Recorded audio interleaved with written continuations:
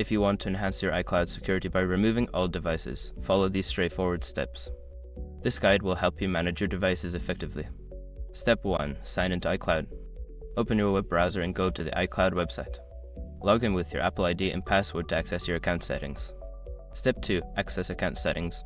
Once logged in, locate and click on your account name or profile icon, usually found in the top right corner. This will take you to your account settings. Step 3. View devices. In the account settings menu, look for the option labeled Devices or My Devices. Click on it to see a list of all devices currently associated with your iCloud account. Step 4. Select the device to remove. From the list of devices, find the old device you wish to remove.